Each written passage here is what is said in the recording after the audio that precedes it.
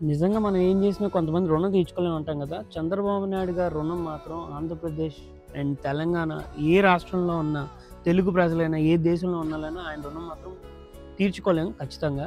నేను ఈ తుఫాన్ గదా! దీనివల్ల చాలామందికి ఇంచుమించుగా ఒక 10, 12 మందికి కాల్ చేశాను. ఎవ్వరైనా ఎంత ధీమాగా ఉన్నారంటే, మాకేంట్రా బాబు గారు ఉన్నారు కదా!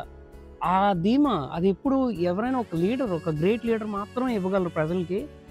నిజంగా మీలాగా కష్టపడే లీడర్ గాని, ఇట్లాంటి కెనడా లాంటి దేశంలో ఉంటే ఏమైపోద్దో ఏంటో ఈ కంట్రీ. ఎందుకంటే ఇంత కష్టపడే లీడర్‌ని యూజువల్‌గా మనం ఎక్కడ చూడం. ఇప్పుడు ఈ వర్షన్ చంద్రబాబు నాయుడు గారైతే ఇంకా పీక్‌లో ఉంది. అండ్ మోర్ ఓవర్ డిసిప్లిన్ చూసారా? ఇంతకుముందు తుఫాన్‌లొచ్చినప్పుడు వర్షాల్లో దున్నపోతుల్లాగా వీడియోలు, ఫోటోలు పెట్టేవారు కదా! అలా ఏ లీడర్ గాని ఎవ్వరైనా ఇప్పుడు చేస్తున్నారా? ఏమి లేదు.